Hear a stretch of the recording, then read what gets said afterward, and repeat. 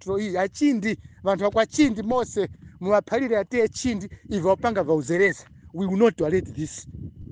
Para mafuma kuzimba kugwisika ntchito na vantu vandale kuti valimbanenge naise tusukana na boma pafundo za kuenerera tilimbanenge sona.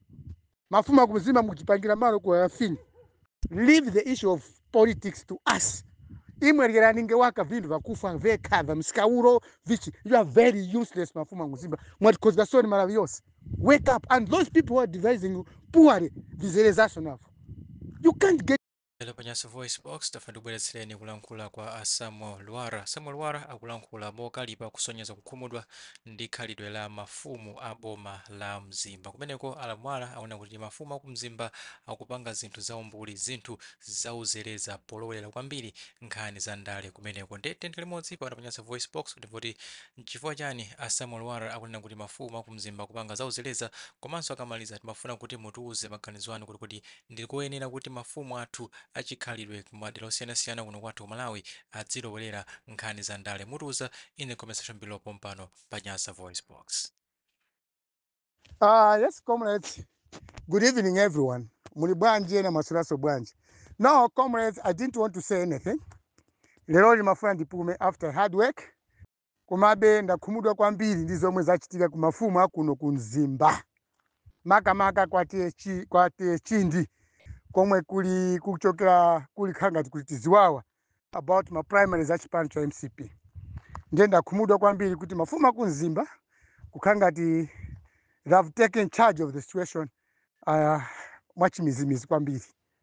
Aukhangati akudana ndi one of the candidate yemwe ali Vitumbuko Mumba. You know, my primaries aku Mzimba Central akhala kuvuta kwambiri. Koma chandikhuza kwambiri chokuti kulowapo kwa mafumu aku Mzimba kuti paka alowepo pankhani za ndale zomwe sizikuwakhuza ndi ufumu wawo. This is quite unacceptable. Sichinchovomerezeka Malawi. Andingazichika chocho ku Mzimba ndi zimene ndakhala ndikunena kumbuyo konseko. And today I've been vindicated. Mafumu aku Mzimba TA under Inkosi Amagosi Mberwa amatitola kwambiri ku Mzimba kunoko. Amatitola kwambiri. Anthu amene timapanga ndale kunoko timapondezedwa njira imene iyi ndi mafumu athu. Chipani cha MCP zipani zambiri zomwe zakazili mboma zakazugwisa mafumu aku Mzimba kumatipondereza ifeyo Amalawi amene timakhala ku Mzimba. N'chifukwa chake simaona chitukuko kuno ku Mzimba. Ndiye lero mwamvatu ati chindi anthu akwa chindi alowerawo pa ziwawa za ndale zomwe zichita kutani ku Mzimba Central. Kodi mkati muone mafumu aku Mzimba wawa, mkati mwaone pa nkhani yokhuza chitukuko kuno ku Malawi ali patipo. They don't even go to school. They just wait for their fathers to die. Amangudikira bambo wa mwalire, akamwalira akhale mafumu kumatizuza anthu ifeyo. That's why I've been asking government of the day. Tapaseni ma scholarship mafumu aku Mzimba wawa. Azipita kusukuru kuti makacha awo ajakhale improved. Otherwise with this, they're killing the rights of people here in Mzimba. They cannot favor a candidate. Yeah, kuyotini kwa pankazi wawo. Kuyotini kuyotini kunamba kukhala ziwawo kuyamba kale kale. That's why there's a police station, Amati Kambavi police station. Anthu akuyotini ndi anthu okonda kumenyana. Zachingoni zachimizi zichi. Ndero oli mafumu alowepo pankhani ya ndale. No, it's quite unacceptable. We cannot tolerate this. Ineyo kuno ku Mzimba ndi manena kumbuyo kuti mafumu aku Mzimba anati Inkosi Amagosi Mberwa anapasidwa ndalama kundipanga demoralize kuti anipange demoralize ineyo. MCP gave money kumatia athu aku Mzimba. Muthale ndi Lwara ku Mzimbako akupanga phokoso akutisokoneza. Ndizi maonero za Mumba. Mumba is coming from Chindi. Me, I'm coming from Inkosi Amagosi Mberwa. Koma taona nimete kuvutikira kunoko politically. Mafumu aku Mzimba, they are fighting me now and then. Parapamba kumenya ni Mumba. We will not tolerate this. Mafumu aku Mzimba tizomeleza genge yaivu mupanga so tambe kumchani makofi. Ukuti asoni mafumu aku Mzimba tambe kumenya makofi so bana. You are very useless people. Leave Mumba, leave issues of MCP to politicians. There were a number of politicians okaoka. Leave it. Just be watchers. You don't have the right. Kumnyoza Mumba, kapena kumnyoza wina wake amena madandisha kweli.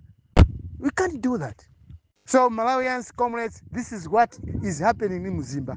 Mafumu aku atamba kulowa pandale. MCP is using mafumu aku Mzimba kunoko kumatipanga demoralize. Pakatipo. Ena yeye ananipangisa chipongwe, ananipanga chinkhanza kwambiri. Kupita kwa uchafosa anthu akumuzi kwathu kukapereka ng'ombe kwa Inkosi Amagosi ati wala kwisa ndipepese cha kwa Inkosi Amagosi ndala kwa chani yeti Inkosi Amagosi mbero ama ndiopa kwambiri. Each time I go to his village kuti ndikamuone kwa Dingeni ama nditawa. But yet he goes to the president, he gets money from MCP. Talimba na Luara zimene zizi zichepe, otherwise mafuma kumzimba must be very careful. Alibe chitetezo. We can handle them if they continue trying to demoralize our democratic rights. And who are they? People who just wait with baba wa mwalili akale pampando ndukumara muna zinzopanda pasenga zimene instead of asking government to give them scholarships. Ngani ya kumzimba central hii achindi vantu wakwa chindi mose muwaphalire ate chindi ivo wapanga vauzereza. We will not tolerate this. Para mafuma kuzimba kugwisika ntchito na vantu vandale kuti valimbanenge naise tusukana na boma pafundo za kuenerera tilimbanenge sona. Mafuma kuzimba mukipangira malo kwa afini. Leave the issue of politics to us. Imwerera ninge waka vindu vakufa vekava msikauro vichi. You are very useless mafuma kuzimba. Mwatikozga soni maravilloso. Wake up, and those people who are devising you poorly visualization of. You can't get involved in politics of Mzimba Central. Mwe mpaka pa news zepa ZBS. Who are you? Mulituhuru wakapa no chitukuko cha kuchigava kuno. Mukoneka sunga ni mafumu yai. Fundo zinu they are not democratic. Mene ni yole tupakwero. Whoever is fighting me here, mai mwapoka ndarama kwa chipani, mai mwapoka misikauro kwa ine kwa vantu wakumzimba, let me tell you, timaranenge, tamkumana kuchanya tanyake. We can't tolerate this rubbish. Leave Mumba alone. Ngani iku koti, Mumba watu wakanta koti. Leave the courts, work on it.